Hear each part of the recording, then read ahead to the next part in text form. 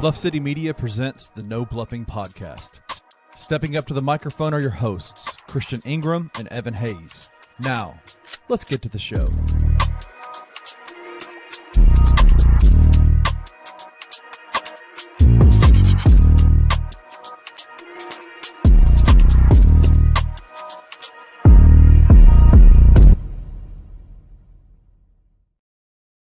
Grizz Nation, what's going on? I am Chris Ingram. And I am Evan Hayes. And welcome back to the No Bluffin podcast. We keep it all the way real, all the way raw, and all the way honest on everything Grizzlies, man. We back for another week. So excited. Evan, what's going on with you, bro? What's up with it, Chris? How you feeling, bro? Man, I'm good. It's been a wild week. A weekend. yes, for sure. A lot going on in the world the last week since the last time we was on here, man. We got eclipses, we got rap beefs increasing, we got world wars that's going, man. It's a lot going on, bro. It really is, man. So we here though. We're here to talk about these. We're here. Yes, we are. You know, last game of the season. This is the twilight of the 2023-2024 Grizzlies basketball season. It's been a ride though. We'll get into that later, but it seems like it's kind of like a somber but a bittersweet feeling. You feel me? Because like we all know how tumultuous this season has been, but it's also like we're missing Grizzly basketball. For the real fans, it's still gonna be sad we're missing Grizzly basketball. So it's gonna be a good show though. Besides what our topic is gonna be though, it should be a good one for sure. For sure. Hey man, do like I do. When y'all get down and out about how this season went, just go to YouTube, go to Valleys, whatever you want to do, and watch the games where our good players actually played. Yeah, and you'll probably feel better about yourself. Like the 15 games they actually did play. Yeah. Focus on the good things, man. Don't focus on all that negativity all the time, man. Before we get started, though, make sure y'all go ahead and give us a follow on Twitter. We got our handles down here. Y'all can see screenshot, stop the show, whatever you got to do. But give us a follow, man. We're trying to get the No Bluffin page to 1,000. We about halfway there, man. So y'all go ahead and tap in with us. We want to get Evan to 1,000. Want to get me to 1,000. Let's come on, man. Run us up. Y'all be stingy with the follows, bro. Like y'all gotta stop doing it. What's follow ain't gonna cost none of y'all nothing.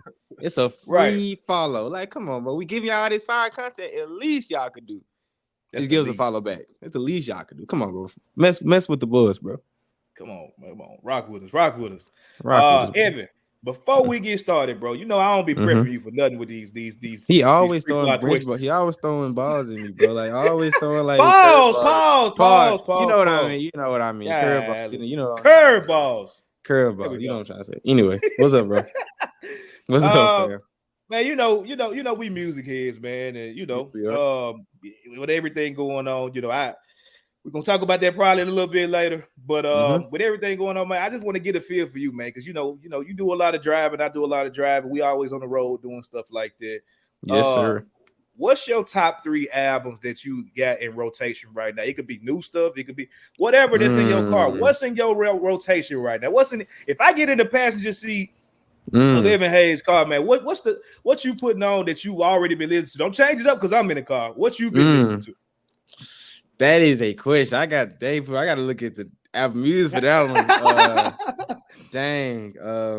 Probably the Miseducation of Lauryn Hill. I'm re-listening to that. I love her. Okay. That's probably my one right now. Another underrated rapper that people don't know about. Shout out to Skylar Stevens. He put me on this. Eshawn Burgundy. He's a very good Christian rapper. His album called Lost Sheep. I really like his album. So that's probably number two. Yeah, he's like, if y'all into Christian rappers, a very like niche thing. A lot of people don't get into, but he's like, he don't sound like a Christian rapper. You understand what I'm saying? Kind of like Lecrae a little bit. Yeah, kind of like Lecrae. Like actually one of my favorite songs. The beat, I can't remember the name of the song, but the song with Drake, Rick Ross, they did a song together. I can't remember the name of the song, but he remixed that beat and it was dope. Then probably the third one, probably since it came out recently, was My Deleted Later by J. Cole, just because I'm a J. Cole head. And I know that's probably not a popular thing right now because of we'll get into it. But those three would probably be the people that I'm listening to, right? Just if I'm on the way back to the M, those are 3 albums that's probably in my car the most. So what about you, bro? That was a curveball. What about you, though? I always got to throw one, man. I will say I told y'all before here, I'm always itching 11 o'clock p.m. on Thursday night to see what's dropping new. And I gotta say that new Future, man, it's been in rotation. I ain't gonna lie to you, because if y'all haven't listened to it, that's my favorite Future. I love R&B / singing Future over rapping Future. Hendrix is my favorite Future album, so him dropping that what we thought was gonna be like part 2 of a beef album, or taking shots, which is some shots in there. But that's my favorite Future, man. So that's been in rotation the last couple of days. Y'all know my GOAT, my personal GOAT, Chris Brown. He dropped his deluxe album of 1111, which I already like. I need to listen to that. I did not know that. I need to listen to that. Bro. I had to go and make me a playlist of 1111 because I didn't kind of like the sequencing of it. He dropped 13 new tracks on top of what we already had with the old album. So I kind of mixed it up and made it how I can send you that if you want to, but it sounds way better the way I sequenced it. But man, please do. Yeah. That's been a vibe. And then my go-to right now, is Blast. If y'all didn't listen to the Blast, y'all got to get on Blast. I put a lot of people on Blast lately. And people been talking about bro, there's some good music. So BLXST. It ain't BLAST, but yeah. Check him out, bro. I got a big playlist of him that I always, throw in too. So, man. I saw you surprised when I said Miseducation Lauryn Hill. You was like, what? Lauryn Hill's a GOAT. People sleep, even though she had a great one album. She's not a GOAT. She's not the GOAT, but she's for what she did. Talking about peak, she's like that. But I know she only dropped one album. But that's my thing. I wish she would have had a round 2 or round 3. But it's a dope album. It's the fact that you 20 years old. Yeah, 20, yeah. I appreciate that because I'm you 10 years younger than me. And so me, I'm big on old school. I listen to Ronald Isley. I listen to you know what I'm saying? To hear you on that vibe, I'm like, okay, that's dope, bro. Yeah, shout out Eddie and Elisa Hayes for raising me right to put me on good music. So those two, if anyone knows my music taste, it comes to pride from those two right there. So that's why I'm an old head when it comes to music for sure. Yeah, let me try to get out this sun. I got the sun all in my face.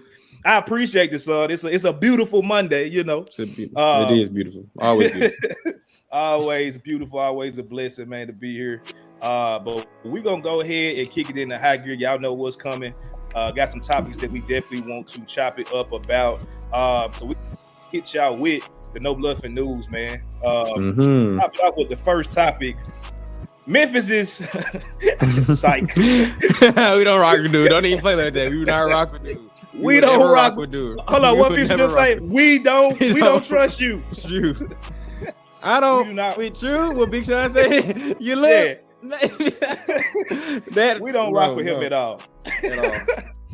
Never will. But if y'all are under a rock, man, John Calipari, he did surprisingly, for me, he left UK, he left University of Kentucky and took a job at University of Arkansas. They had an opening down there. Which I've been on the fact last couple of weeks, man, I've been kind of trolling a little bit in a sense. Because you got Memphis fans being really high up in arms about Penny and things like that.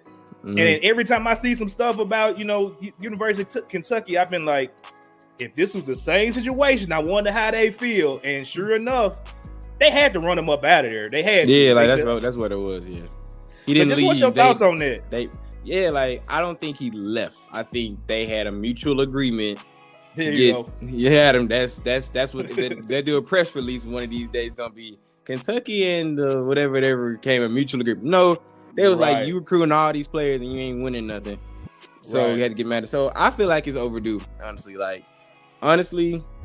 After that Julius Randle team that didn't win a championship with the team that they had, I was like, in that Karl Anthony Towns team, those two teams, after they didn't win it, I was like, oh yeah, this dude's overrated. He's not a good coach. Well, he's not as good of a coach that people say he is. They give him his credit for. Yeah, to give him. I was kind of surprised he stayed in the SEC. I was very surprised at that. I would think he wouldn't want to go to a con where he plays Kentucky 2 times a year. But hey, and maybe 3 times if they play each other in the tournament. But hey, I do like that they give him, I guess, a big name to a smaller basketball schools. I guess that's always good, bringing more guys to bring more parity to basketball, at least in the SEC. in general. So that's a cool part. I don't have no affiliation with Arkansas. I don't care, but I'm just glad he's going to a smaller mid-major school. So yeah, like it's cool. I'm glad he's out of Kentucky. So now, are we still gonna hate Kentucky now since Cal's not there? Like, do we still dislike Kentucky now as Memphis fans, or do we just don't care? I've never disliked Kentucky. I've always just side-eyed Calipari, so it's like I don't care for him to win none. But the way that he's put talent together, it's always been cool to watch. Like you said, them teams that he's had, you can't knock his recruiting track record. Yeah. Let me ask your thoughts on this, and we'll jump to the next topic because I'm on everything that you own as far as the whole him moving over to Arkansas. I got no debate on that at all. Just what's your thoughts, bro? Because I've always thought about this. Mm-hmm. You got Vandy that's in Nashville, SEC. You got Knoxville, SEC. You got Arkansas, SEC. Memphis is in SEC country. I'm glad you said this because I already knew you was going. Memphis is in SEC country. We are surrounded. We're South Carolina, Vandy, Knoxville, Auburn, Ole Miss. Ole Miss. Like Ole Miss is an hour and a half, if that, from Memphis. Right. I can drive to Ole Miss before I can drive to anywhere else that's in another conference. Like, come on. Right. But Memphis is not, and I understand why, like some money thing. Memphis maybe isn't a big enough city. Maybe that can make that maybe. Ole Miss? Yeah, Starksville. So I don't even. Knoxville? Knoxville. Yeah. I don't even. But these sundown towns that got. Yeah, it's like it's nothing but football. Like I don't get that. I've never understood, and that's really again showing my bias. That's why I've never been an SEC fan, like ever. Like that's why if y'all don't understand, I'm in SEC country, Tennessee, Knoxville country right now because I'm going to school in this area. They look at me like, Evan, why don't you like Tennessee? Because I don't rock with the SEC. Because Memphis literally in the middle of SEC country, right, and we're better than realistically. I know in most sports for them, and we aren't in the conference, which I don't understand. I understand football drives the NCAA because that's the most money. I understand that, right? But why is Vandy in the SEC? But we're not. We're consistently better than Vandy. South Carolina barely has good teams sometimes. Yeah, why are they on both sides? On both sides. Kentucky, they have a great basketball program, but when's the last time Kentucky football team has actually been good? And we can go down the list for like SEC schools that Memphis has consistently been better than. Yep. So I've always, for years, I grew up on hating the SEC. And again, that's come from my dad. My dad was like, we don't rock with the SEC unless the one team with SEC we hate the most is Bama. Then after that, it's just everyone else. Like, so yeah, I've never rocked with that. I don't think it's ever gonna change. I don't think it, but I think it's terrible. Honestly, that man, just logistically, it makes sense, and it will raise the cachet instantly of the program if you move them over. Like, if you change Memphis to SEC tomorrow, bro, you talking about recruits changing, the stadium that we already making changes for that. It would bring money to the city. We know what's happening to the Grizzlies. People just be hating on the city, bro. That's all. Because players want to play the best competition. That's why they go to the SEC, especially with football. Right. You telling me that a guy from Florida not going to want to come to Memphis, the culture of the city of Memphis, and play Alabama 2 times a year, or play LSU 2 times a year, or play Florida 2 times a year? Come on, man. Like, come on, fam. Like, people need to really appreciate the market value that the city of Memphis has and the culture we have here, because people really sleep on it on a astronomical level, and I don't understand it at all. Yeah, it's all good, man. One day, like Dr. King said, we're gonna hold on hope. I think it's coming. Once these renovations and they continue, hopefully the cachet of the program continues, and I think we got a shot at some point. So my last thing, I think it's a big thing that our stadium isn't on campus. I feel like that's a big thing for them. I don't know why. I just feel like that's a big thing for them. That the people, the students go to University of Memphis, they have to drive to the stadium. They can't just walk to that. I feel like that's a thing. I feel like that's how the city's designs. So, but I don't think the University of Memphis is big enough to build a football stadium. So that may be a reason. They can knock some of that old shit out of, man, all that old mess they got over there. They could do something, bro. Yeah. But I feel like that's probably a big reason why, though. Because if you look at most SEC schools, if not all of them, I may be wrong with this, but I bet at least most of them have a stadium on campus. Yeah, or not too far, like you said. Yeah, not too far. Yeah. Well, man. Let us know how y'all feel about the Cal move. Is it a good move, bad move, or you just don't give a damn? I'm indifferent. Yeah. We'll see what happens, but I just definitely want to get y'all's thoughts on that. We ain't gonna stay on this one too long because we done gave y'all our thoughts before about it, but it's some new updates on this whole Marvel universe of rap beef that's going on right Oh, now. dude. Hey, I'm gonna let you just take it. Go ahead, brother. I'm gonna let you take that. And I text Chris about this because the thing about y'all, we record on Sundays, but we release on Mondays. J. Cole did what he did on Tuesday. Do you know how stupid I felt after that? I went on this podcast and pledged my allegiance to this man. Hold on, was it Tuesday or was it Sunday night or Monday? No, night? it was some recent. It was very close soon. to Like it right was after soon, we like recorded. right after we recorded. Because I text, I was like, bro, I'm gonna be looking dumb as heck. It was But, Sunday night because as the Sunday. episode was airing, you was like, "Oh my god, this take is aging like milk." And I was Yeah, like, oh bro. yeah, sure did. Yep. So Sunday night, he committed I'm not saying career suicide because it's not that deep, but rap. What's the cardinal rules of rap? What do you want to call it? Like, I don't know, but yeah. First of all, on that, I'm always for a J. Cole fan, but he shouldn't apologize. You don't do that. You don't call out the big three line. First of all, Kendrick responds to you. You respond back, and then you like, you know what? My bad. It's all love, dog. Right. What are you doing, my dog? What's you doing? Let me say this real quick. Okay. Real quick. I was with you when he first did that, and I was like, man, you know what? You are tripping. It was funny to me. I'm laughing. I'm retweeting all of the jokes on him. Mm-hmm. As a grown man, though, bro, about 2 days after that, it sat in with me, and I said, you know what, bro? It would be super lame for me. Like, me and Evan, like, we are building, a relationship, but we cool. You know what I'm saying? Like we. It's no reason for me to try to manufacture some beef with you. Yeah. You know what I'm saying? Like, if it's not, I get that. If it's not in your spirit, I get that. If it's not in your, if it's not of you, let's move the spirit. Yeah. Let's move the spirit out the way. Yeah. If I don't have an issue with you in rap beef or beef and period, I have to start throwing personal shots. And my thing is this: if you throwing personal shots at me, that means you've been feeling this way already.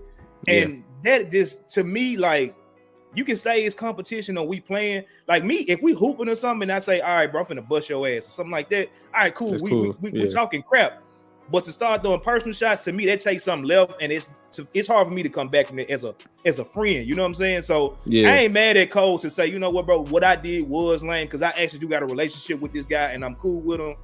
Hey, I buy out, bro. And you know what? Because I did kind of do some goofy stuff, him saying my chin is out is kind of weird. That was crazy. No, that was wild. I get that. But say I'm gonna have my chin out and I'll take your best shot. That's wild to me. Nah, bro. Like I agree with you saying, like, yeah, if I'm not finna manufacture, if I really don't got an issue with you, I'm not finna make stuff up because the internet telling me I gotta respond. I get that. Yeah, man. Cole a grown man, he can do it. But don't. It's like he laid down, bro. Like, it's still respect, fam. Like, you it's like you're taking a backseat. You're stepping down from the pedestal you put yourself on. And that's my whole issue. Like, you can say this not in you, but don't say I'm gonna stick my tongue out. I'm gonna stick my chin out and take it. Shut up. I'm gonna stick my and take it. Like, nah, fam. But anyway, but Drake responded like yesterday, and he came for everybody. 20v1. He called. He said, "Hey," he literally said, "Forget what Cole said."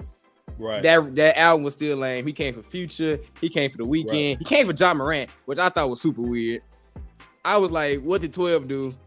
I understand what the beef is. I understand what happens. I was over a woman. Yeah. But I'm like, that doesn't make sense to me. So yeah, I actually like Drake's diss. I didn't think Drake had it in him to respond this fast and actually come with some heat, So that was cool. I enjoyed it. Again, Kendrick's on the clock now. I want Kendrick to finally say something. But then Ross responded. I didn't hear Ross respond. So tell me about what Ross said. What was his vibe about? Yeah, man. For what if y'all don't know, I am a huge Rick Ross fan. I probably not, it's not a popular thing, but he's definitely probably my favorite rapper that I've ever had, to be honest. Just because I love that boss talk that he always get. When I listen to Rick Ross, it inspires me, bro. To be honest. Yeah, like I feel like I'm in a Maybach. I feel like I'm in a Rolls Royce. It just kind of, gives my mind to one day had it. It just is what it is. But he threw some shots at Drake for sure. It sucks because, like, I feel like that's always been the Kobe and Shaq of this era's rap. Like, whenever they get together, it's always a good song, but it's always just, some other stuff. Yeah, man, it's different. And so to see them kind of fall out over Drake basically taking his beef with Metro further, he threw some shots about that. Look, I unfollowed you because we had a song on somebody's album and you sent the cease and desist because you didn't want us rapping over a certain person's beat, which I understand that probably looks a little weird, but hey, go ahead and call that, brother, because you ain't got no beat with them and say, man, let's just get a new beat. Yeah, exactly. You know, so he did talk about him getting a BBL in the stomach, and that's why he wearing that weird stuff on his tour right now. That's funny. And to date, Rick Ross has the funniest line in this whole multiverse of rap beef. If you haven't listened to it, please go listen to it. But at the end of it, he said, I see you with your Dockers on, white boy. You got your Dockers with no drawers on, white boy. And I was like, bro, what? That's crazy. Right now. So that was the most memorable line. Yeah, he just saying shit. Yeah, just like, saying stuff. What does that mean? I don't understand it. I don't understand it. Yeah. It's the most memorable. I fell asleep hearing that in my head. So, that's it. And shout out my favorite Drake and Rick Ross song is Lord Knows. That's the song I was talking about before. That song that did, that's my favorite private Drake and Rick Ross collaboration. That song is hard. Yeah. I love people sleep on Rick Ross because of his future. His future run, when he hops on other people's songs, he actually slaps a lot. And I don't think that's a very popular opinion. Like, I'm not a huge Rick Ross fan, but I can appreciate when he hops on other people, he comes with his best foot forward, and I can appreciate that. So I ain't gonna hear no bad. I'm not a huge fan, but I ain't gonna just say he bad like other people is. Right. Comment below, man. Let us know how you feel about the beef. It's finna get ugly, and I cannot wait to Joe Budden podcast dropping on Wednesday, because y'all know when they get the rap beef like this, top tier episodes. Yep. So we're gonna end on this one real quick, man. So we can get to our show. Stay away. This is just weird. Stay away. Don't come back. Brady. We don't want you back. Stop. Please. Stay. You left your kids for this and your kids don't want you back. Stop doing it. Lost your wife. Lost your wife. Like, bro, you did this once. You did this twice. Fool me one time, shame on you. Fool me twice, can't get the blame on you. You already know what the third one is. Yep. Come on, Tom. Stay retired. You are 40 plus years old. No one wants to see you again. Let the new cats get it. Just stop, bro. Just stop. Because if people don't know, he was doing a video with Nick Blends. He's a popular barber on Instagram, and he was talking about, like, if they called him, would Tom Brady be available, or would he be willing to do? He said, I'm not opposed to it. Like, why, bro? Like, why? You've literally done everything. You're undisputedly the greatest football player that ever laced up a player at cleats. He had 6. I know you made this, but I don't like Tom Brady. But he has 6 rings. He has the most things ever, and he's like has almost every playoff record. So, like, come on, bro. Yeah. So just stop, bro. Stay away. You just made a thought pop in my head of the reason why he would want to come back. He's very accomplished, 6 rings. He's a Jordan of the NFL, the GOAT. Can't argue all that. You don't like the guys that win all the time. You just don't. Most times, Kobe, he got on my nerves. I was very young when Jordan was playing, so I didn't care like that. It was more so just I love basketball. But it's a guy that goes by the name of Pat Mahomes that is about to potentially 3-peat, which will put him at 4 rings if I'm not mistaken, right? He's only been in the NFL for what, 6 years? 6 years. Because his first, he went to the AFC Championship. This is his 5th straight AFC Championship game. And the first year he was a rookie, he didn't play. So this he's going to his 7th year now. If he's potentially about to get 4 this early in his career, your records that you hit are probably going to be gone and tarnished. So I ain't gonna say tarnished, but you thought that your stuff would never be broken, and you got a guy that's literally on your ass like this. He's like 26, he's not even 30 yet, and he already is halfway there. So I get that, but again, like, you've done. Even if Pat Mahomes wins 10 championships, Tom Brady still did what he did, bro. Like, you submitted. You submitted, fam. Like, you're in Canton. Like, they already got. They probably gonna have a shrine for you in Canton. You ain't even been able to be in the Hall of Fame yet. Like, come on, bro. Like, let the young dogs do it. Like, people gonna start hating Patrick Mahomes in the next few years if he wins another. That's just kind of how it is. Probably already do. Probably all that, especially with the whole Taylor Swift nonsense. Like, and that was the whole thing. Like, so just. Leave. Go get your wife back, bro. Like, do all that. Don't worry about football, bro. Like, stop it, fam. That's all we got on that one. Just stop it. Go get your woman, man. Go get your wife, y'all comment below, man. If you were NFL GM and you were at the end of the season, going into the playoffs, your quarterback get hurt like last 3 games of the season. Are you calling Brady? Me personally, I'll think about it. I ain't gonna lie. Oh my God, dude.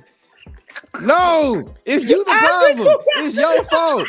No, fam. I think about it, bro. No, it's people like you that's holding on to this 40-year-old man. Keep trying to play football. Let this man rest, bro. He needs to rest, bro. He needs to let it go. He needs to let it go. If you this close, I'm not calling, dude, bro. I'm not calling, dude. I don't care. Nobody wants. You gonna call Garoppolo? I'll call Carson Wentz before I call. I'll call Carson Wentz before I call. I'll call Colin Kaepernick before I call Brady, bro. And Colin Kaepernick ain't played a snap in 8 years. I'm still calling Colin Kaepernick. You tripping? And I love Cap, but you tripping. I don't care. I'm not calling Brady, bro. I'm not calling him. That boy needs to stay wherever he lives. He the owner. Ain't he the part of the Raiders now? Yeah, stay in Las Vegas. Yeah. Stay in Las Vegas. It's in motion. So yeah, and that's one thing he said. Like, you know, I can't be an owner and play, so I got to make up my mind. You know, so yes. So stay owners. Yeah, you're gonna make more money owning the team than getting hit all the time. So no. Yeah. We're gonna go ahead and drop the No Bluffin player of the week real quick. We actually got to. I'm slick trolling y'all on this. Look at my face, bro. Look at my face. If y'all can't, for the people on YouTube, look at my face because it's some BS finna come. I'm gonna let Chris take it because he finna say some bull job, and I'm finna just sit here. So Chris, you take it. Get this man off my screen, fam. Like, no, get this. No, I'm not rocking. Okay, for all the people at home, this is not my pick. Normally, we're on agreement with these things. Chris wanted to be a funny man and put Jake LaRavia as the player of the week. I honestly don't think he deserves it. Yeah, he played well, but Jake LaRavia could drop 100 tonight because we're recording this on Sunday and they finna play the Nuggets. He could drop 100. I would not care at all. He could drop 150. I don't care. Last week, I think I texted you. I said he could drop 80 on the last game, and I probably wouldn't give a damn. But I ain't gonna lie to you. That boy go out there and drop 100, man. We gotta have a conversation. Cause don't. And y'all know how I give it up. This is my thing. I know who I want to personally give it to for real. But at the same time, I'm not gonna shit on the guy, and I do respect the fact that he has gotten it together. We know that the last 2 years for him has been terrible, honestly, between injuries and just getting out there. I don't know if it's low confidence or what. He's gotten at least 2 mess up and kind of grow through this situation. And so I'm not saying he should be on this team next year. I'm not saying that he should get heavy rotation minutes. Hell, I don't even know if he's an NBA player long term. We don't know. But what I can say is the last week, he showed a breath of life. And for that, I got to give a man some props on that. Just to run down quickly his stats, man. For the month of April, this ain't just the last week, but the month of April, you can see how he's just looking a lot better than what he has been. 18.6 points a game, 4.2 rebounds, 42% from 3, which we wanted him to shoot threes and make them. And the 8 of 10 game he had, or 8 of 11 game he had, really boosted that up. But in the month, he's hit 42%. And look at that free throw percentage, 96%. All I'm saying is I got to give him his flowers. I'm yawning. I would have gave it to GG otherwise. I'm yawning and checking my watch. I'm waiting for your clock to finish because this is utter bull jive. All right, bro, go ahead. Player of the week should be Scottie Pippen Jr. Shout out my boy Pip, an actual real NBA player. Damn. A dude that actually controls the offense, makes good decisions with the basketball, and actually is impacting winning. I'm not gonna give credit to. I'm not saying Jake LaRavia is just a terrible player lately. But it's like playing pickup, and it's that one cold dude that's on a team full of sorry folk. That dude gonna get his points inflated because he playing with nobodies. And he jacking up 30 shots a game. But a guy like Scottie Pippen Jr., who's controlling the team, making good decisions, playing both sides of the ball, I can appreciate that more. So I give to Scottie. Scottie is, if y'all don't know, I was a Jordan Goodwin guy. I don't dislike Scottie at all, but I was on the side of I would rather have Jordan Goodwin be our two-way guy or our third string PG behind Scottie. But now lately I'm maybe shifting towards the Scottie Pippen side. And I'm not saying I'm low on Jordan Goodwin either. That's how well Scottie has been playing. I honestly think if Scottie didn't get hurt against the Lakers, I feel like he would have win that game. We would have won that game. Because the Lakers had no answer. I didn't realize how fast Scottie was with the ball. Like how he gets up and down the court you can't as a track guy, you can't teach speed like that and the way he uses it. So Scottie Pippen's looking more like an NBA player the more to me. So my player of the week, Scottie Pippen. He had 28 against the Lakers last game, played his tail off. He did. He's been playing well consistently. Ever since he got in starting lineup, I believe he's averaging around 12 points a game since he's been in starting lineup. I saw a stat when I wrote for the game last time. So yeah, shout out Scottie Pippen Jr. Hopefully, we'll talk about that later, but hopefully we see you on this team next year. Yeah. Hey, we gotta get them guys a salute and a clap to both of them, man. Not Jake though. Look, I was having this. I was having this conversation with Anthony Sain the other night, just real quick, and we'll go to our first break. Look, man, if I'm wrong about something, or not, I ain't gonna say I'm wrong because Jake, he still ain't proved it to me. I'm just giving him flaps for what he's done in the last week or so. But look, if I'm wrong about anything, I ain't man. I'm man enough to come and say, you know what? Look, I was probably wrong on that. You know what I'm saying? So if Jake LaRaven turns out to be like a real true piece of this team long term, whether it be, a rotation player or whatever, I ain't mad at that because guess what? If he is, that helps us be a winner. So, I ain't rooting for his downfall. We had some weird stuff happen in the Discord that I won't discuss. With some people trying to apply some stuff that was just totally wrong. But anyway, yeah, shout out to both of them guys, man, because like I said, we want to have as many good basketball players on this team next year and going forward as possible. No matter what the contract looks like, that's going to always help us, whether it's in practice, whether it's filling in for injuries, whatever. We want these guys to succeed if they got this on their chest, bro. That's all that matters. That's facts. But we're going to go ahead and move into our first break. We got some cool topics to talk about to end the show on this week. But yeah, y'all stay tuned, stay locked in, and we'll see y'all on the other side of this first break. This past week, it not only kept that 1% hope alive, I think that percentage has grown because you see them beat Florida Atlantic, you realize they can beat just about anybody in conference if they can beat that team. Yeah, and we've known this. They haven't shown that in quite a while, but we've known the whole year that Memphis is really at their best, at their peak max powers. They're capable of beating pretty much any team in college basketball. I believe that. I mean, yeah. They have very quality wins. They've went in tough environments and won games against quality opponents. Like, Memphis can beat a lot of top 25 teams in the country probably. They're just that good on paper.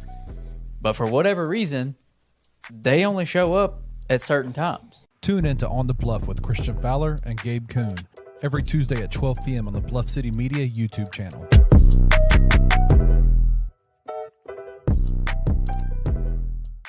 The next 2 years, if they can find a roster that works with those guys making the money they make, they'll have 2 legitimate shots at titles, I think, for 2 years. And now after that, you figure out what you're going to figure out. Jaren's going to come up again and his money's going to be more. Maybe that's the point where you've got to break it up. This trade deadline and this offseason, acquiring some pieces that make sense for you, not development guys, not drafting guys, acquiring pieces and guys on favorable contracts that fit into your system, that finish those last little bits around the edges that you need. And that's, I think, why the next 2 years are so important. I think that's why the trade deadline is so important, as well as the offseason, because they've got to find pieces that work. They cannot develop guys. They're done with that. They can't be doing that anymore. Time is done. Tune in to The Daily Grind with Mark King and Lute Hatmaker at 1 p.m. every Monday through Friday live on the Bluff City Media YouTube channel.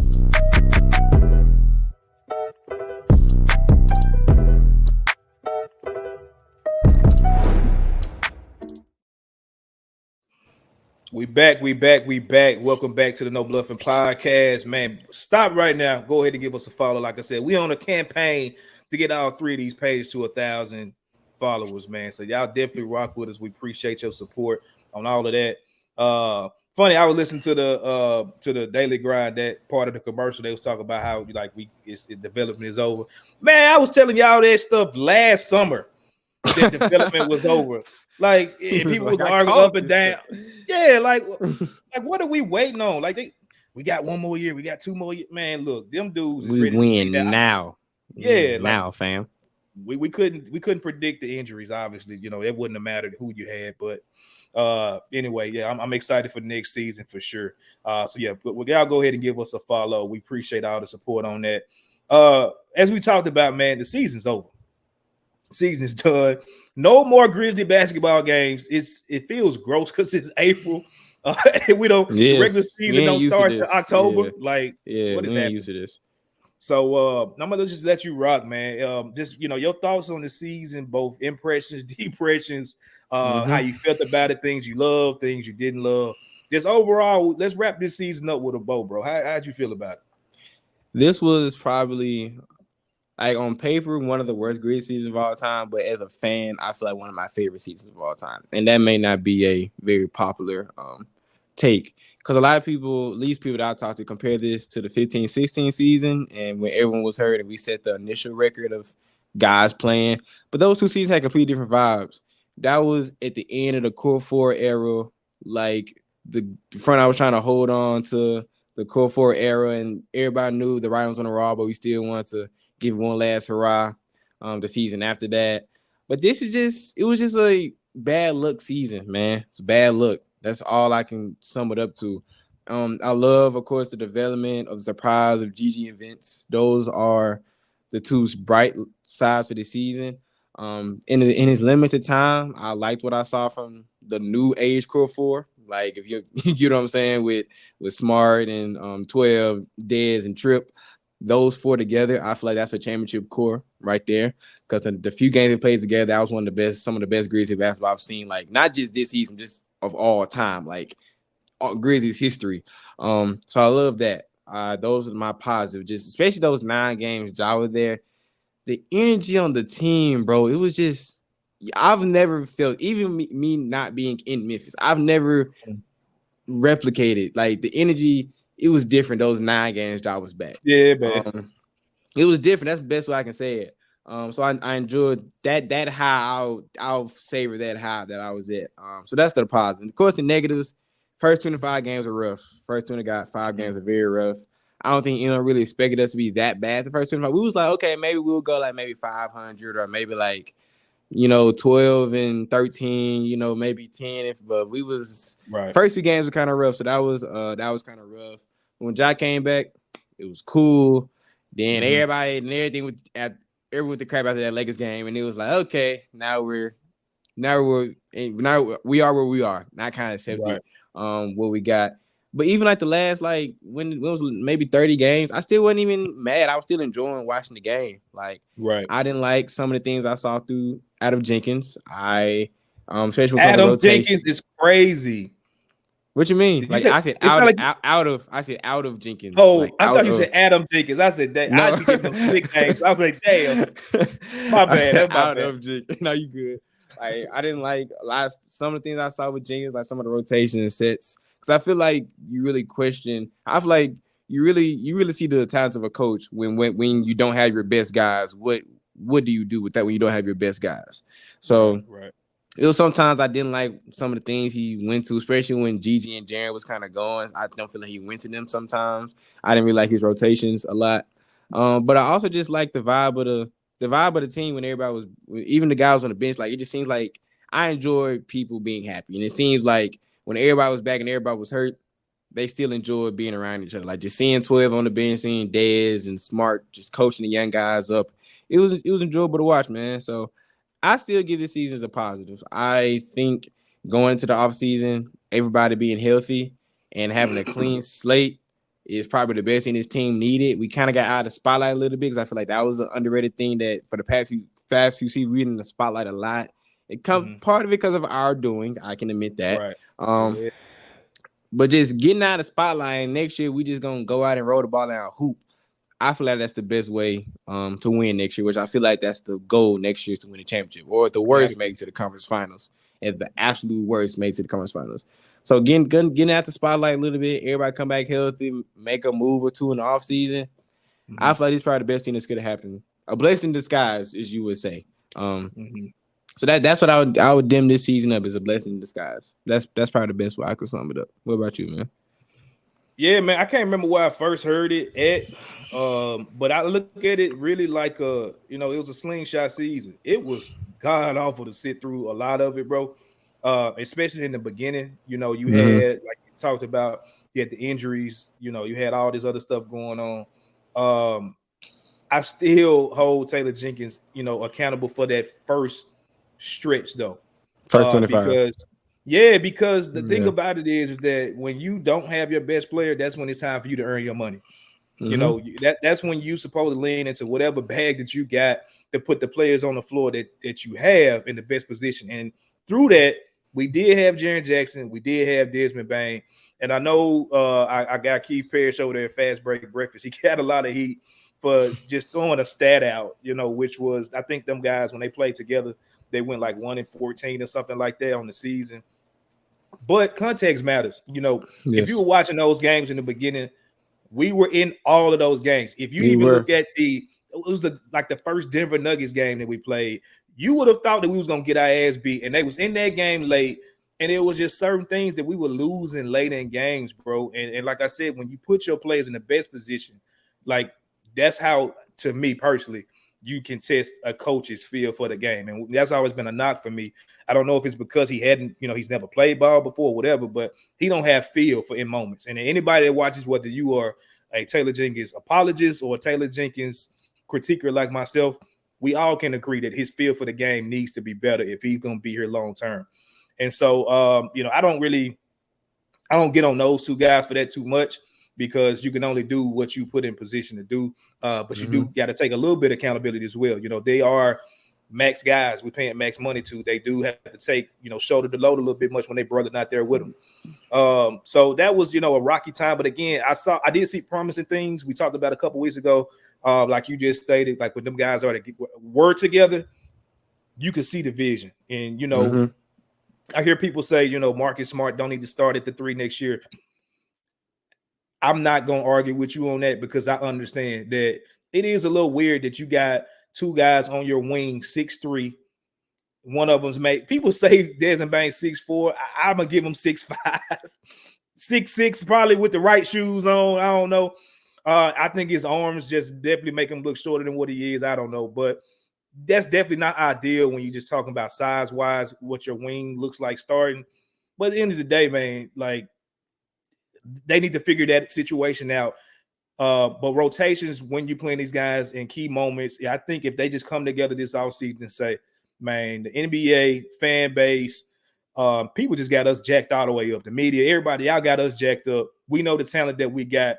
We just got to lock in together and be on the same page. I think them guys, no matter who starts, it's all about, next year about who ends and what matchups.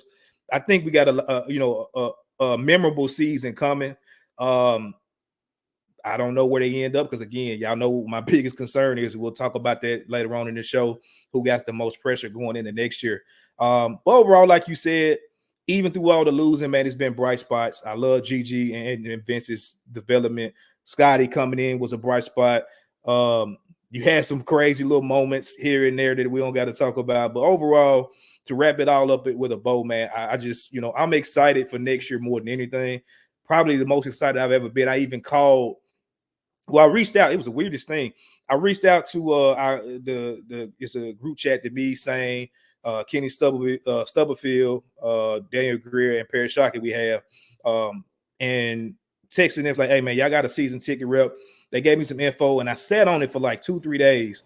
I'm sitting there. I get a phone call from a ticket rep. I guess he was going through the people that went to the Marcus All game. Called, was like, man, I got some seats. I got this, that, and the third. So I was already thinking about doing it, but I'm definitely thinking about now go ahead and maybe locking in for some season tickets next year. Yeah, for sure. But I'm excited, bro. I'm excited as hell for next season. No, I couldn't say it better myself. We have the blueprint to win a championship nation. I feel like all Grizzlies fans should be with that same mentality. Yeah, this year was rough, but good things come to those who wait. I feel like we paid our dues this year. We took our lumps. We let the media talk about us. We let the media say all the jokes and putting these guys above our guys that shouldn't be above us.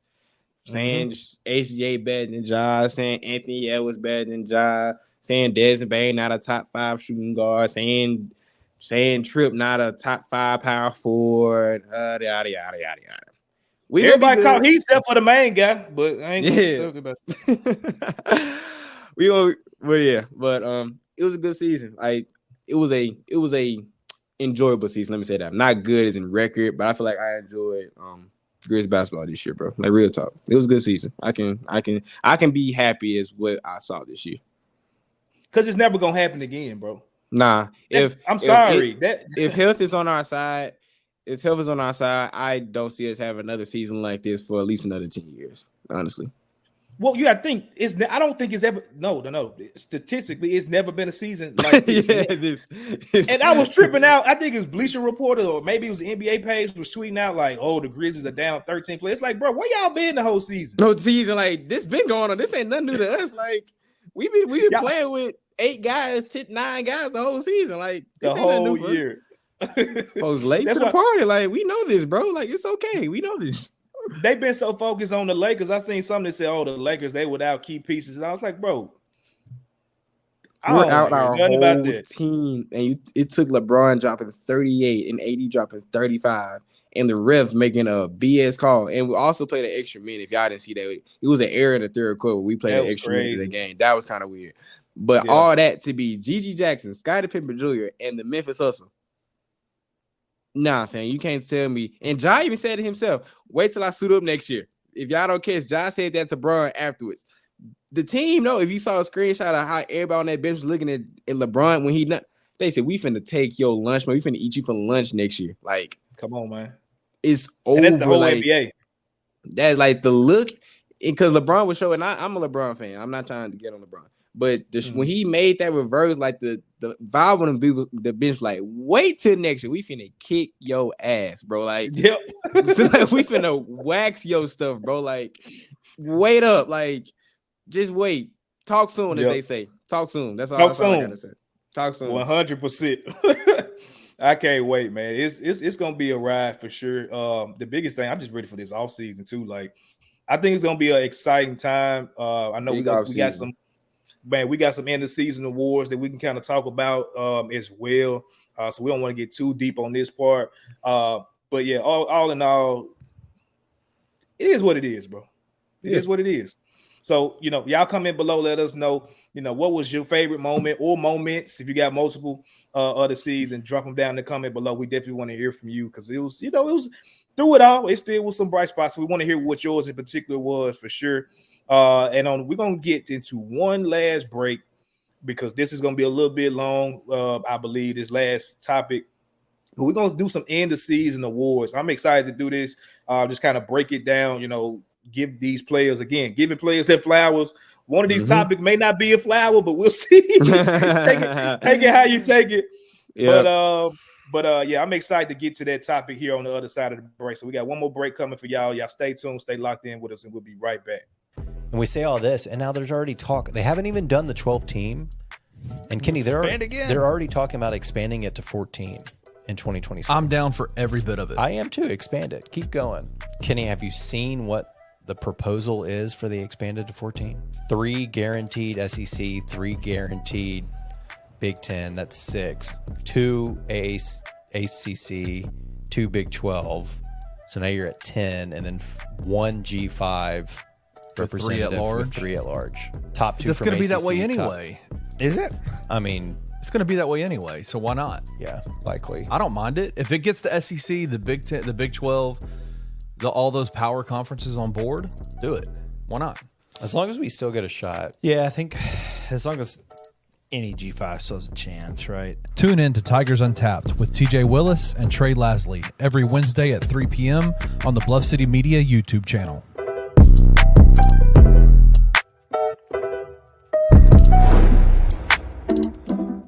Even with all that joking about what I just said, like Memphis is still top talented team in the conference. If they're not 1, they're 2. You know what I mean? Yeah. Would you be shocked to see them? I don't really care if they went out, but I would not be surprised to see this team go in the tournament, 4 games in 4 nights, win the thing. They have the talent to do so. It's never been done at Memphis. It's hard. That 2005 team with Darius Washington was trying to do it, needed to win the conference tournament to make the NCAA tournament. Darius Washington misses the free throws, but that was 4 in 4 days.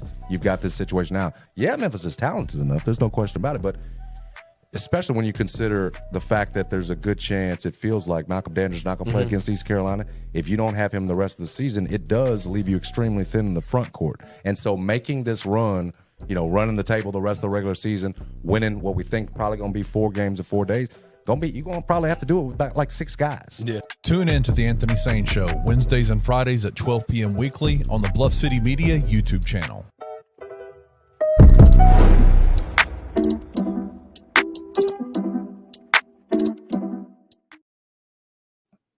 Welcome back, man. We got another segment for y'all. Welcome back to the No Bluffin podcast. We're gonna end this on some end of season awards. I'm excited to do this, just so we can talk about, let's talk about what went on through this season, what we saw, and just giving these guys, like I said, some flowers. We may be able to take some away, depending on how you look at it. But I'm excited either way, man, to do that. So as we go through, make sure y'all drop a comment below and let us know how y'all feel about who you would give these particular awards to. If you would change up our picks and things like that, because we don't get everything right. We just giving y'all our opinion, the way we see it. But I'm gonna let you take the lead on these, Evan. I'm gonna just kind of, introduce them, and I'm gonna let you pop it off what yours are, because we ain't talk about this. We didn't tell each other who our pick was on each one. Yeah. So I think that's gonna be, exciting to kind of see where we differ and where we kind of agree. So I'm gonna pop it off, man, with the Grizzlies MVP. Floor is yours, my brother. My Memphis Grizzlies MVP for the 2023-2024 season is Jaren Jackson Jr. And I want to give Tripp his flowers because he was a soldier for this season. He took on the rim of being the number one option most of the year, because even when Dez was there, like, Tripp was the number one option because Dez was in the lineup. And he got the full experience of being the guy on the team. I'm gonna have that role when everyone's back, obviously, but you can't trade the experience he got this year. Seeing doubles and triple teams, taking on the best defensive assignment that he's been doing. He's expending just as much energy on the offensive end as he is on the defensive end now. It is just more development for him. We had some few call 13 moments this year, which I didn't think I was ever going to do that, but hey, we saw it. Wow. I never thought call 13 would be on the playbook, but hey, it happened. That's a testament to what this season was. So Tripp MVP, he played well this whole season. Hopefully he played well enough to get him a all defensive second team. He had a career high in steals this year with 1.2, but he had a second career low in blocks. He only had 1.6. That's the same equivalent to his second year in the NBA. So he took a real step down when it comes to blocks, but it's kind of hard when you're doing so much on both ends of the floor. But he wasn't defensive liability in no rim or spoke with the imagine. So Jaren Jr. is my MVP for this year. Where you stand on this? Man, I'm gonna give it to the people, man. The Memphis Grizzlies MVP are the fans. That's true. Facts. The true fans we talk about. The real fans. If you still sticking through us through this whole 82 season, shout out to you. Shout out to us. You feel me? Because we had to. I can attest you, as a writer for Bluff City Media, I like writing. I love writing about the Grizzlies, but it was depressing writing about loss after loss. I ain't gonna lie. Hey, we did it because we love the Grizzlies and we're all fans and we love Memphis. So yeah, shout out to fans, man, because it was a rough one. It was a rough one. And some people I know for me, I got clowned a lot. Oh, y'all bad, y'all 27 and what? Like, I bet we all had to deal with that too. We all had to hear about the gun jokes. I know everybody got tired of that. Oh my God. If I had $1 for every gun joke that I heard while being up here, bro, I would be at least 100,000 richer. Yeah, shout out to fans, bro. That's me. That's me, man. The fans, they deserve it, bro. If you stuck through this, then you deserve everything that's coming. And I'm telling you, it's coming. Don't y'all worry. Again, the unprecedented season. If you can find good, I remember that season. People talk about 15-16, that season where we had Bruno Caboclo starting at the end of the season at the 3. I'm still on record talking about that was one of my weirdest first moments that I noticed. TJ was just kind of weird at coaching and development, moving him from the 3 to a center. That never made sense to me. But that was an exciting end of season with everything that was going on. I had no issue watching it. I knew we was going to get a high draft pick. We knew some other things were going on as well. But the fans, man, if you stuck around till the end of this season, I got nothing but the most respect for you, because it's one of them things to where, like, you could easily just tune it out and tune it, turn off the TV, turn off the notifications. I'm not really rocking with this at all. I can go do something else. So if you hear, shout out to you, salute to you. I'm just excited to move on to the next situation. But again, got to give you all the kudos in the world for sticking around. So that's my MVP. We're going to move to the most improved. Again, I'm going to go ahead and pass it on to you, Evan. You give us what you think on this one, man. The Grizzlies most improved this season. Uh-oh, you are muted, my brother. My MIP is Vince Williams Jr. I had to mute myself for a second. But yeah, Vince Williams is my MIP. Vince Williams emerging as one man off the bench or in the closing lineup was not on my bingo card for this year. He was a pleasant surprise. He was stuck in Southampton for 2 years, and we was all like, where was this dude the whole time? He was not hooping like this. But yeah, shout out Vince, bro. He just he started as a pure defensive guy and switched to a guy that can make plays with the ball in the hand, switched to a guy that can finish at the rim very well, the outside shot here and there, and just cemented himself for a future on this team. That's why they rewarded him with a contract. So yeah, Vince, shout out Vince. I'm just loving the idea of having Vince, Smart, Tripp, Lamar Stevens, and maybe a fifth, Dez, maybe on the defensive lineup, just sitting on everybody. Like I'm salivating at the fact that that's gonna happen next year with that lineup. So I'm a championship type of guy, and Vince is the epitome of that. So shout out Vince, man. I'm glad that he's gonna my bad. Glad to be on this team for a long term, and shout out Vince, bro. Yeah, I'm gonna say if it's up to me, man, I'm gonna say my most improved is GG Jackson, man. GG, I don't really have too many words to say about that because again, if you've been, listening to No Bluffin, at least since last year's offseason, that like GG was my pick for the Grizzlies at 25 before we traded the pick to get Marcus Smart. I was hoping they was gonna trade back into the first to get him. That didn't work out. But they ended up getting a guy at 45. One day, you know what? Probably sometime this week, I think I'm gonna go ahead and try to find that clip and get that clip added. Just somewhere on our page, somewhere posted. But I went crazy when we got GG, man. Like that was exciting for me personally because it was just a different lane that the front office went from what I was thinking they were gonna do. They usually the last couple of years we getting do everything, guys. Instead, just go and get a hooper. And you look at GG. You can't tell me that guy is just not a strict hooper, but we know the potential that he has. But for him to go through everything that he went through early in the season, being put in the G League, he never, caused an issue. He didn't rock the boat, nothing like that. He just went through, got his lumps. He showed that, I can take criticism, and he earned his way onto the roster when all of the injuries ended up happening. But the biggest thing is you being prepared and you showing up, when it's your time. And so I was just excited to see, him, masking that situation every time that he has, basically played, these high profile NBA players. He's showing up.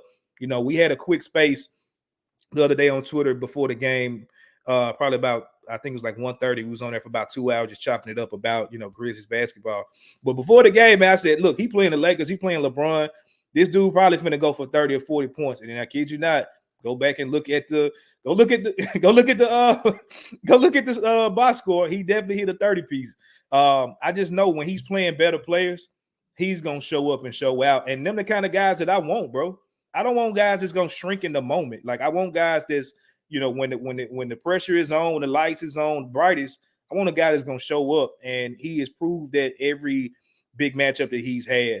Even guard needs to be better players. I got to shout out and salute him just for improving within the season. But I knew this was going to be called it last year before we played the game. I knew this was going to happen. So shout out to GG, for sticking his head down and just moving forward. And shout out to Vince too, because that's not a bad pick. I got to give it to him too.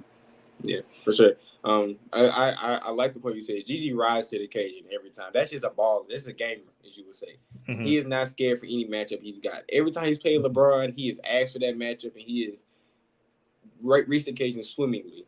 So I love just the shot of LeBron guarding Gigi down the stretch last game. It's like, wow, we really got a hooper on our hands. Like, what 19-year-old dudes know really gonna take that matchup and gonna say, I want LeBron on our ISO, like, and let me get to it, like, right. Yep, like, that's most dudes ain't finna do that. You feel me? Like, most dudes not making that. Most dudes don't got that mentality. You feel me? So. Shout out Gigi for sure. But now we're gonna go to our DPOY, you know. So I'm gonna switch to you. Who your DPOY this year? My DPOY is your most improved. It's Vince Williams. Okay. We know he didn't play, the last 2 months of the season. That's kind of weird. I hate that we missed out on just seeing him in some of these other matchups. Definitely when Desmond Bain got banged, next to Gigi, next to Jaren, BC as well. Like that was a lineup I wanted to see. Desmond Bain, Vince Williams, Gigi Jackson, Brandon Clark, and Jaren. I wanted to see that close in the game. I really did. Yeah. But it's probably in our best interest because that lineup, giving them more time together, that probably would have won more games than what we did.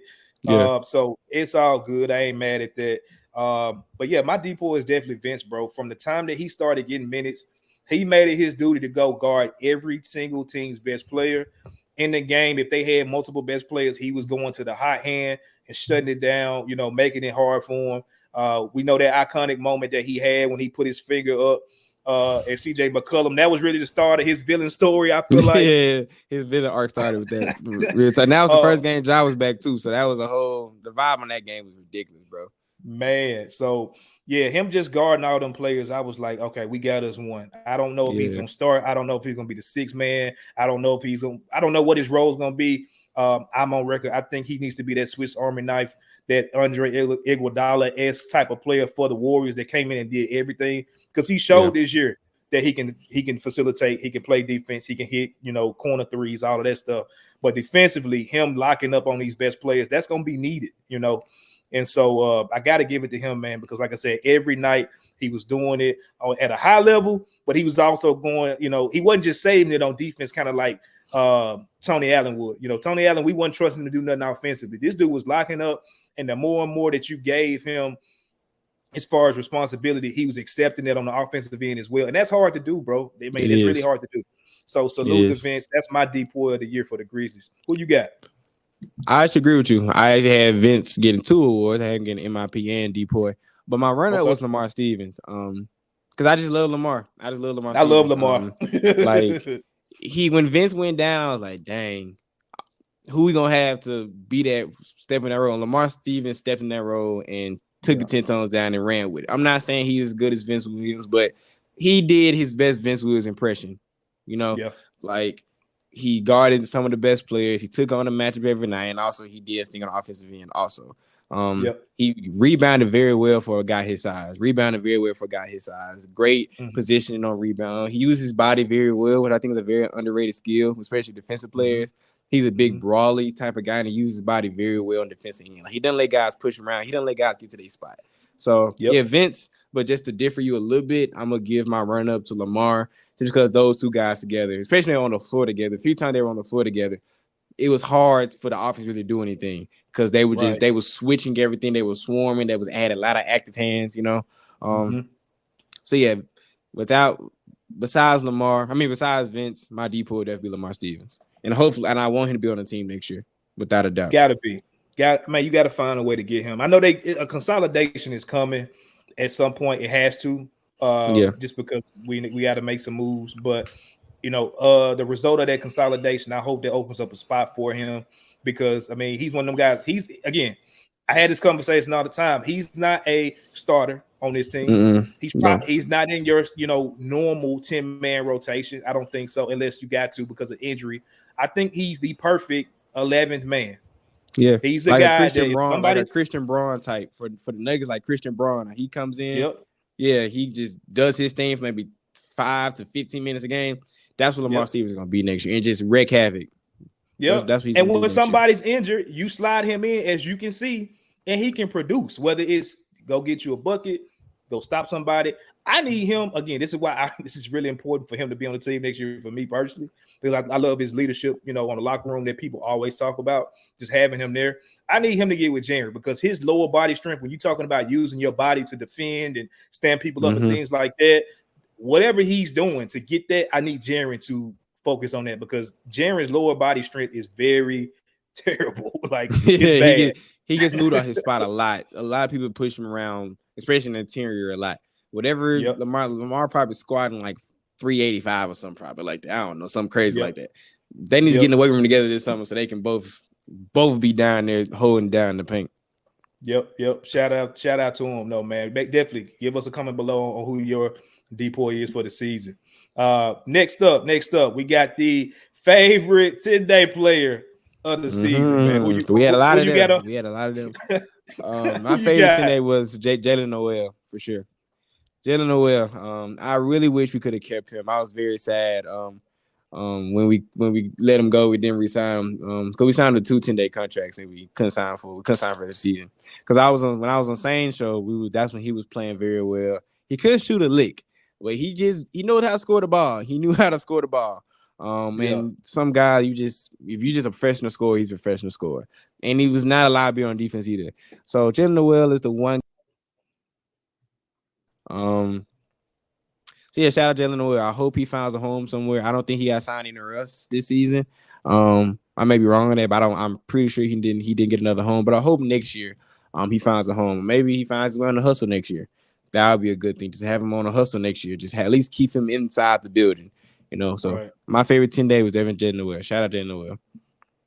I ain't mad at Jalen Noel because he was definitely one of them pieces. I was like, man, I don't mind keeping him around. His 3-pointer was the only thing. If he could hit the 3-pointer better, he could not do that joint to save his life, bro. I'm like, what is going on?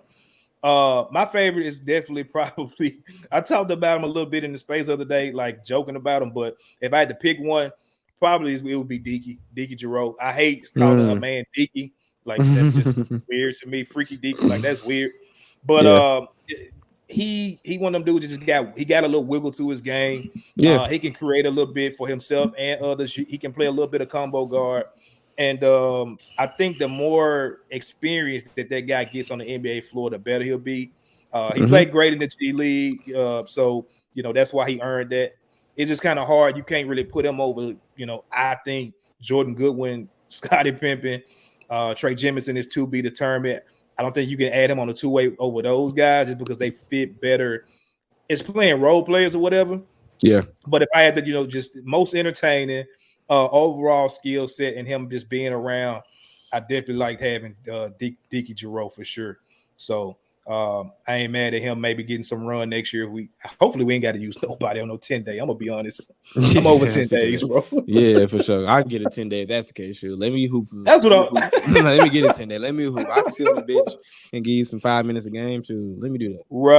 Right. For real. Make sure y'all comment below and let us know who y'all got. But now we're going into our favorite 2-way players. So Chris, who was your favorite? We use a lot of 2-way guys too. Us in South Haven had a very good relationship this year because we had a lot of dudes from South. So, or just guys from the G League in general. So who was your favorite 2-way player this year? Favorite 2-way, man. Favorite 2-way. I'm trying to think because I don't want to pick what you're gonna pick, and I know where you're going with this. I don't think you do, but I don't think you do. I don't think you do. I'm gonna go with Trey Jemison. Dang it! What the fuck? You took my. Why are you doing me like that? I was gonna pick Trey Jemison. Get out of my head, bro. Oh, my camera tripping. Oh, I literally wrote Gigi until they called him up, but Trey Jemison or Jordan Goodwin. I literally got 3. I literally said Gigi until they called him up. I was like, my guy gonna be Trey Jemison. Yeah, talk about it, cause you took my dude. Talk about it, dude. For me, it was Scotty and Trey, and I was like, I think I don't know. I got to give it to Trey, and it's just for this reason. In this era of next gen basketball, we have not had really a center prospect. Everything that this front office is focused on has been do it all forwards for the most part. If you take out Desmond Bain for the most part. He was the only really like guard. You can say Kennedy Chandler, but that was a bad pick from the night. I actually tweeted out before the pick happened, probably 2 spots before the pick happened, because I knew they were coming up. I said the Grizzlies are in prime position to get Jaden Hardy. I would be mad if they come on with Kennedy Chandler. And sure enough, what happened? Jaden Hardy went the very next pick, and Kennedy Chandler went the pick to us. And I'm like, bro, what is happening? But yeah, they really don't focus too much on the center spot since they've had, this regime. And so for them to give him a chance, he actually performed, and then, they convert him over to a two-way. I was just excited to see, what that guy could do. And I'm proud of his growth too.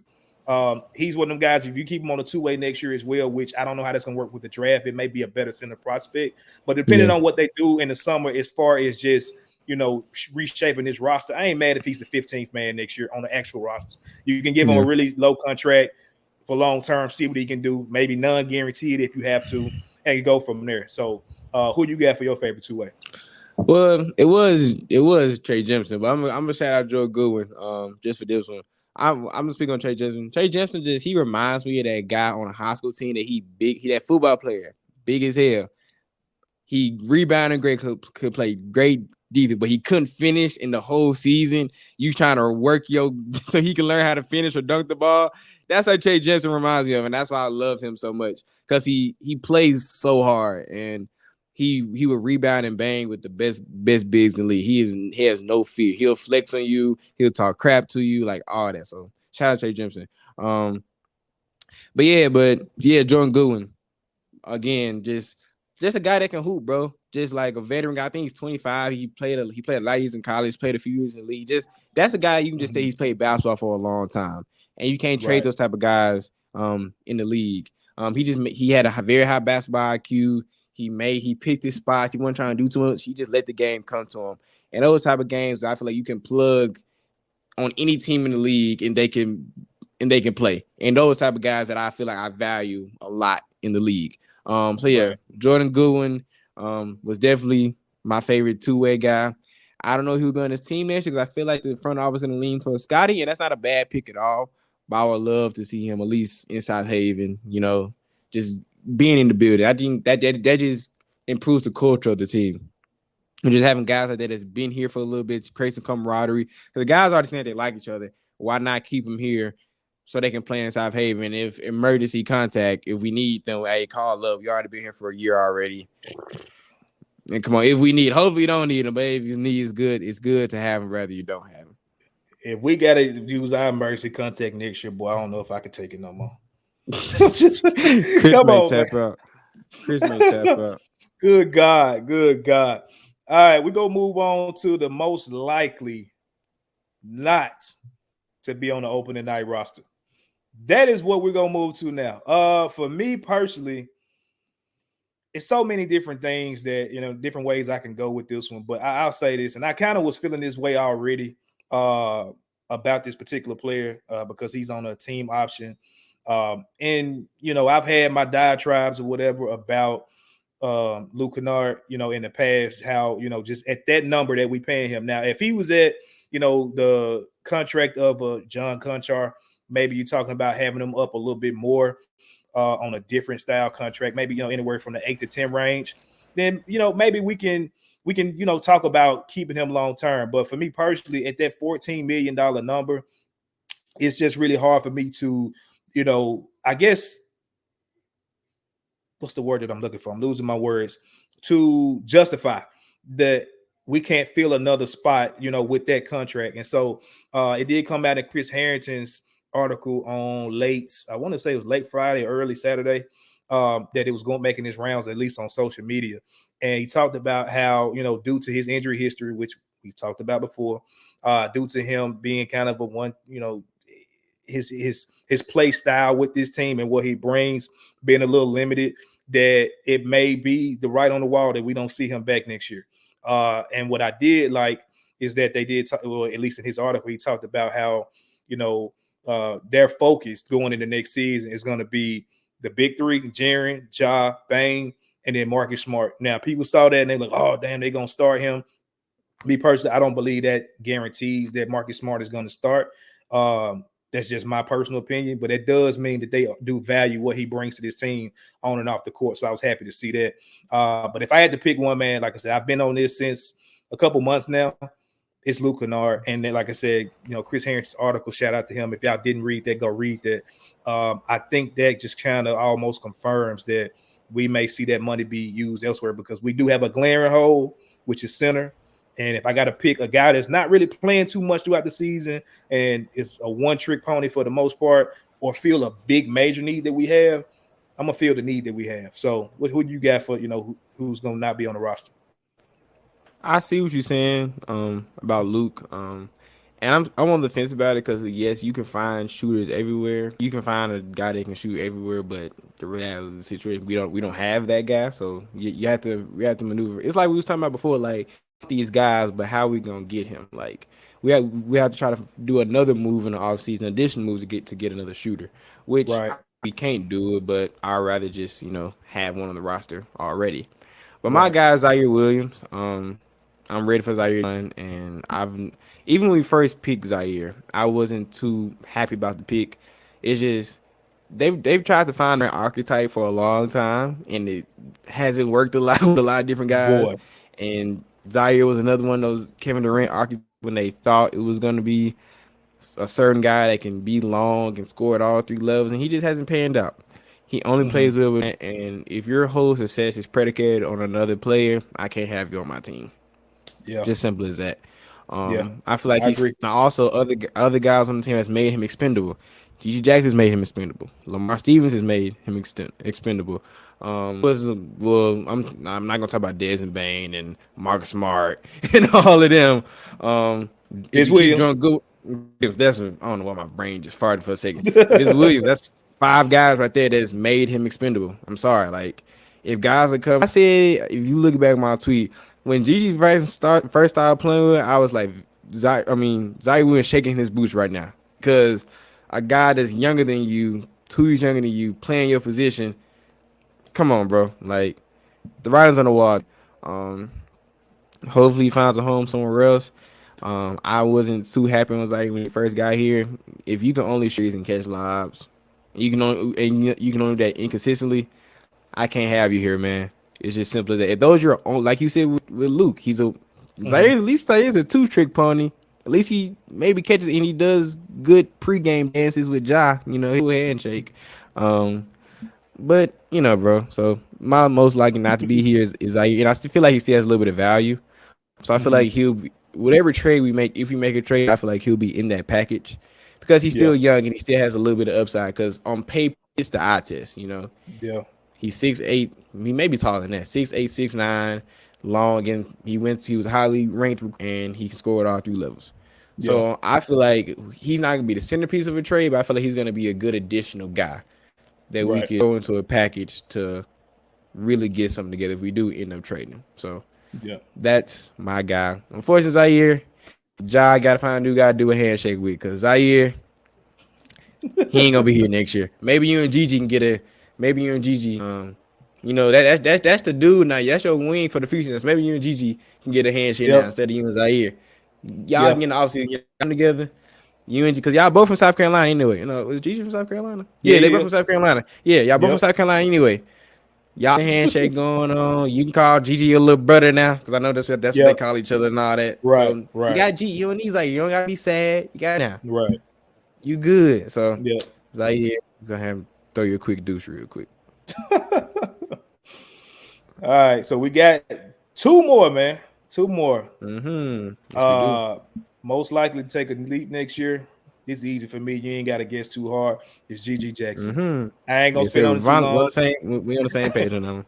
We ain't got to spend too long on this one because if you don't know, you just need to get tapped in. G.G. is set to have a big summer. He's got a full summer with Anthony Carter, which is one of the best developmental coaches in the NBA. I'm excited to see what they're going to work on, ball handling, things like that. I was a little iffy at first about Gigi going to Summer League, but I'm like, no, he needs to go because I want to see him as one of the main guys this year. Last year, even in Summer League, they had him being just a spot-up shooter type guy.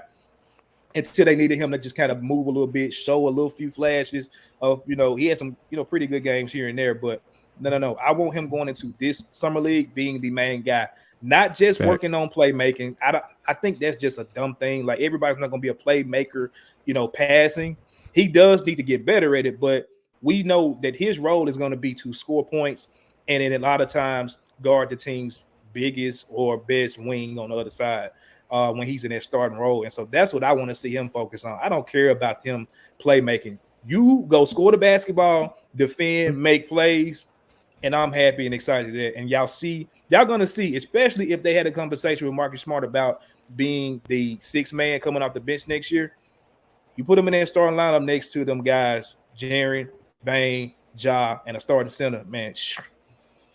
That's a starting five for your ass. So that's who I got taking the leap. Who you got taking the leap? Well, you did say Gigi. You said we on the same page. So yeah. Everything you said and more. Gigi, the flash he's showing as a 19-year-old kid is crazy, man. Like, I'm not saying he has all-time great written over him, but I feel like he has star. Right. He has all-star written all over him. I feel like that's his ceiling right now, is an all-star level player, especially in the next 5 years.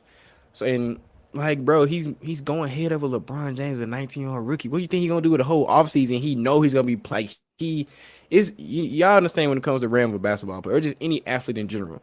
When it comes to our preparation, because I know Chris plays, when we already have an idea of what we're getting into, what our game plan is gonna be, that's how we prepare. Last year he prepared like, I'm gonna play in South Haven, like I'm gonna play spotty minutes. If I do, I'm gonna see what happens. He basically had to learn how to be an NBA player on the fly, not a G League player, an NBA player. So that people don't, and the fact he's playing this well with that should be celebrated. And I feel like people don't understand that.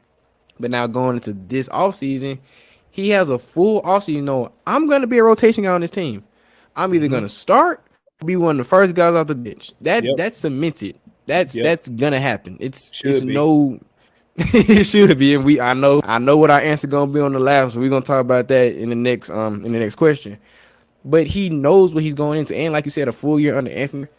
I expect Gigi to be a 15. I feel like he's gonna be the third leading scorer on the team next year. That's my prediction. And Ja and Dez, he's gonna average at least 13 to 15 points next year. Because I feel like Ja gonna be around the 25 do Ja thing, 25, 27, 28 maybe. Dez gonna be around the 21, 20, 22 maybe. I feel like it's gonna be right under Gigi, and Gigi gonna be around that 15 to 16 point. And I know people gonna start saying Tripp is bad because Tripp numbers gonna dip next year. Please mark this now. Tripp's number are his offense are gonna dip next year. I'm telling y'all now. Please come back to this episode and say I called it, but that doesn't mean Tripp is getting worse. That means it's in the ball is getting delegated to more people. Yeah. So please say that now. That's another topic. But Gigi's gonna be our third option next year and straight like that. Especially if he's which he should be. Yeah. He's gonna take a big leap. And I wouldn't be surprised if he gets in like sneaky like most improved player stations, like may not win it because he's still young, but he's definitely going to Rising Stars game next year because he'll be a sophomore. So finally, he should have won it. I know he came to the team kind of late. So he's definitely going to be an All-Star weekend next year. So that's going to the world will finally get to see who Gigi Jackson is, because he's going to be an All-Star weekend, and he may get into like 6 man a year if he's not starting, or most improved talks. But that's a bold prediction for next year. But keep in mind of that. Yep. Man, let us know how y'all feel. Who's y'all, most likely to take a leap in the comments below. We definitely want to hear from y'all on that one as well. And we're going to end it on this one, man. Who got the most pressure? I'm going to let you pop it off, brother. Who got the most pressure going into the next season? I wish we was in the same place, because I wish we could do like the 1, 2, 3 and say it at the same time, because we're going to have the same man, but we're not in the same place. One day we're going to do that. One day I hope we can do a podcast. Oh, yeah. That'll be dope. Hey, let's try it. Let's try it real quick. I'm going to let you do the countdown. Okay, I'm gonna do 3, 2, 1, and go. Okay. Let's go. 3, 2, 1. Jenkins. Taylor Jenkins. Okay, we wasn't syncing it up. We was off a little bit, but so we on the same page. Yeah, like Jenkins. This is in my opinion. If we don't make the conference finals next year, Jenkins needs to be gone. is go for broke season. And I'm saying that now. I don't see any reason why this team, if everything is constructed and we're assuming we're going to get a big in the offseason, because we should get a big in the offseason. Like, okay, we need to get a big in the offseason. Exactly. If we win a conference championship or amazing conference final, then Jenkins needs to be gone. This is his last year with this core. Because this is Josh's 6th year, right? This is Josh's 6th year, right? And Jenkins came in the same year as Josh. So this is his 6th season.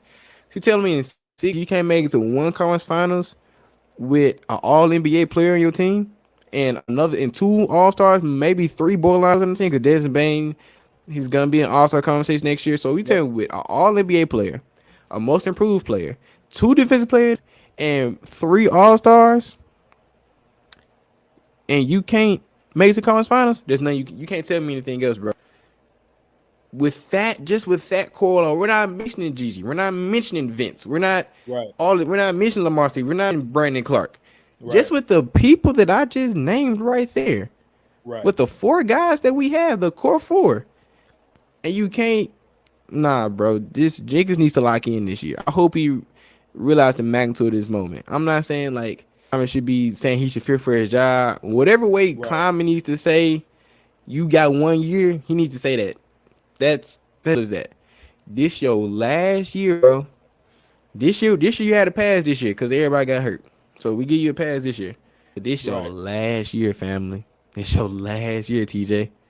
Stop with the he our player, coach, he our friend, go hoop. We trying to win a chip, bro. I don't care about nothing. We trying to win a chip, bro. All that stuff is not gonna let us have a party down Beale Street. Right. I'm telling you now, that's not gonna let it work. I was saying Ja has all the pressure because Sane posted this question. Shout out Sane. Sane posted this question on his Twitter, like who has the most pressure. People were saying Ja. Ja has the most pressure because he has to lead us to the championship. Ja is a championship level player. There's nothing he hasn't shown to show he can't lead his team to a championship. He has played some of his best ball in his career against some of the best players of all time. Just gotta stay healthy. That's it. He just got healthy. Whatever he needs to do with his weight training program with Mo Wills, and his crew or Team Morant, they need to probably pick weight training a little bit, just make sure he stays a little more durable. But other than that, Ja's proven, bro. He's gonna be in 9 games with no conditioning, with no game conditioning. He was averaging like 25 plus a game with conditioning with 9 games, bro. He came off extended training camp with no game playing was the league. Come on, bro. So it's up to Taylor Jenkins. This team can go as far as Taylor Jenkins takes us. He has 1 more year.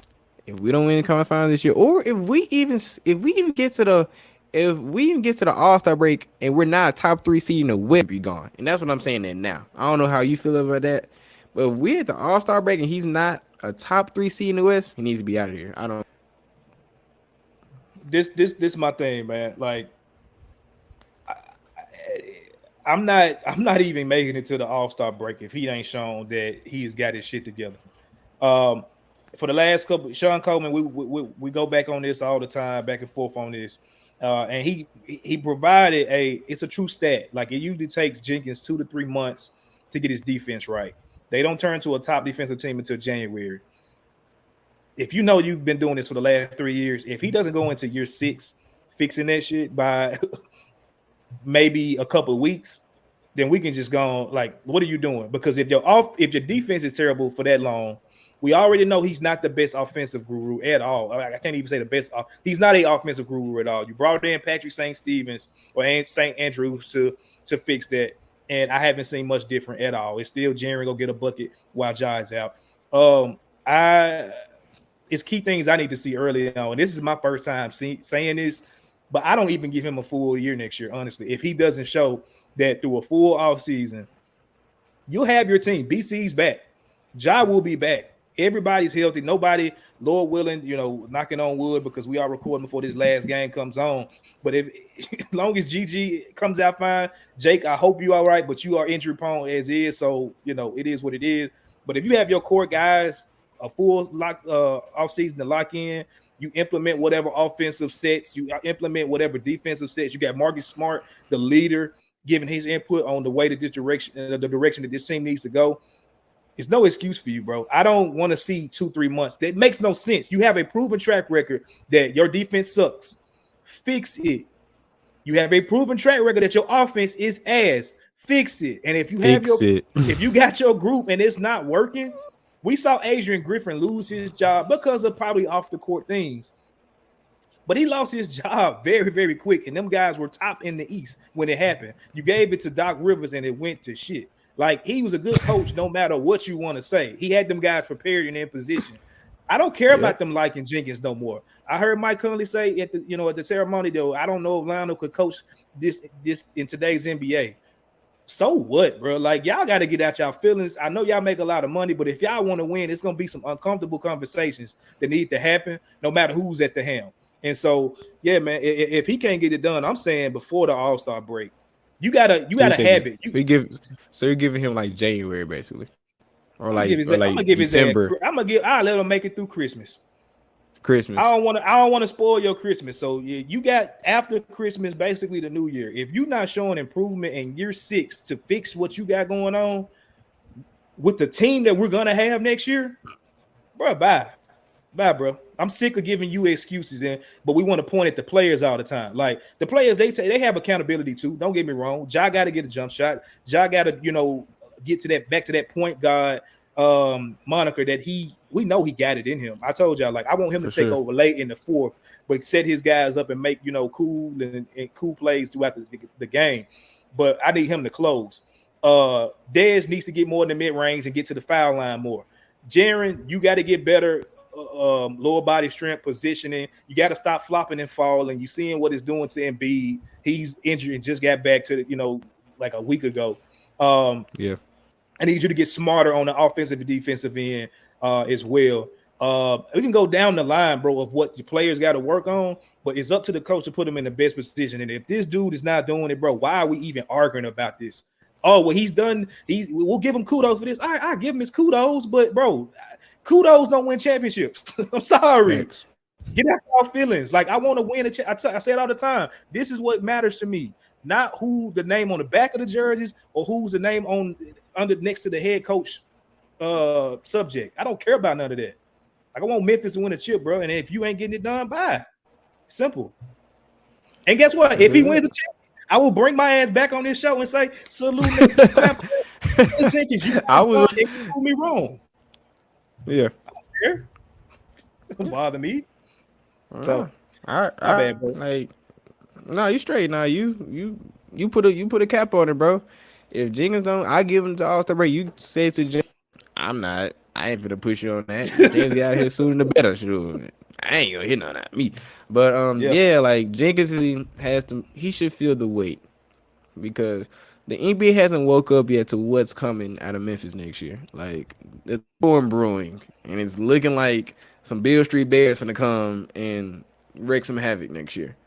It's coming. So Jenkins got to be at the helm of that, if he is the helm of that, to make those decisions. And also, it got to be on Kleiman. Kleiman got to let his personal stuff go, bro. If the writing's on the wall, where Jenkins is not the guy, and even because I know sometimes, like, in most situations, the star players are in that decision sometimes. If you listen to this, you gotta let that go too, because if they ain't gonna move unless you, bro. Regardless, you can say who the leader is and all that, and cool. If you don't want something, he's the end. You don't want you're the cash cow, bro. If you don't want something, they not gonna move, bro. Real talk. So it's Kleiman and Ja. Y'all two gotta get out of the Tay Jenkins is my friend mindset. If the writing's on the wall, something's not working out too, because Kleiman gonna make the initial decision. He gonna call you, Ja, like, hey, this is what I'm thinking. How you feel about this? You gotta be, yeah, Zach. This probably not the way to go. We may have to let something go. Yep. Jaren and them said, yeah, but it starts with Ja. Because you I really say it's him collectively, bro. I said it in the space of the day. So you think it's all of them? You think it's all of them? They gonna have to be on as far as them three. They need to be on the same page to say if they're seeing stuff like Jaren. I know you, the company man, you vice president, NBA PA. You ain't gonna rock the boat. You're not gonna say nothing bad in the media, and I get that. I ain't trying to get you to be anything outside of what you are. I'm not. Desmond Bain is the leader of that team, period. What he says, or at least he's the conversation starter, but we all know it's going to be Ja at the end of the day that they come to and say, all right, well, what you think? Because this franchise is yours. Them coming together as the core three and hopefully, like I said, bringing Gigi on at a certain point is up to them. If they lock in and agree and say, you know what, bro, this dude just ain't getting it done. No hard feelings, but we know what we got and who we are. A move is going to be made much quicker than any of us that talk about it. Any of us, or any of those in the front office, that's going to be the move maker. Unless Para comes down and say, you know what, I'm investing money into this team. We're investing money into the FedEx Forum. We're going to be here another 20 years with that whole lease situation happening. Boop. Get him up out of here. Get on somewhere. If Robert down here, then we got a problem. If Robert got to come down from the box and be like, hey, nah. Let me make a decision, then we got a problem out here. Don't get to that point where Robert Perry has to come out the owner's box and all that. But if you do, then we got a deep problem out here. But hopefully not. That's a fact. We're going to get out of here, man. Great show today. Great topics. Great just wrapping up, putting a bow on this season, man. Like I said, had some rocky moments, but all in all, we got a lot to be, grateful for going into next year for sure. We don't have any games to talk about. So just going to show y'all some quick just key dates coming up. We do got the NBA draft lottery coming up May 12th. We're about less than a month out from that. So make sure y'all have your dials tuned into that, because that's going to really affect, I say, the future of the Grizzlies, depending on what pick we land in this draft. After that, you do have the actual NBA draft that's coming up on June 26th and 27th. I'm excited to see what happens with that, whether we had a pick, trade the pick, I don't know, but that's always just like Christmas to me every single year. And then free agency, obviously, is going to be a couple days starting after that. June 30th is when it opens up for players with their team, not on their team, that they can go ahead and negotiate with. And then the full thing opens up on July 1st. So I'm excited for that, man. Just to wrap it up, we're going to still keep going through the summer. This is not our last show. For sure. Just want to let that be known. Our last show. But anything before we get out of here, Evan? Nah, man, it's been a good season, bro. It's been a season. It's sad to see it go, but I'm actually kind of excited for the playoffs, bro. I want to see how I feel like to watch the playoffs as an unbiased fan for once, like just to enjoy basketball, Of course, a dog in the fight because Memphis is always playing, or the team that have beef with Memphis. I may not like them, but hey, I'm just gonna sit back and enjoy some basketball. We may talk about our predictions next show, maybe just. If you want to throw into that, but it's been a good season. It's just during the season. Of course, we're gonna continue, but it does feel like maybe a season ending show, even though we still gonna keep going. So it feels it's been fun, bro. It's been fun. It's been fun for sure. Yep. Well, I don't got nothing for y'all, man. I'm ready to get it over with and get next year popping. Next year starts for me now. I'm ready. So make sure y'all go ahead and give us a follow. Like I said, socials right here. Make sure you like, share, and subscribe for Bluff City Media. We housed here. This is where we at, and so we appreciate everybody over at Bluff City Media. Like you always say, Evan, for the opportunity and just believing in us, man, pushing us to be great. Sure. We appreciate that. And we'll be back next week. Like I said, this ain't the last show. So y'all make sure y'all stay tapped in, stay locked in. Y'all stay blessed out there, stay safe out there. And man, we'll see y'all next week. And as always, go Grizz. Thank you for listening to this episode of the No Bluffing podcast. If you enjoyed this episode, like and subscribe to Bluff City Media's YouTube page. For comprehensive coverage of all things Memphis sports, head over to www.bluffcitymedia.co and find out how you can become an insider. We will see you back here next week.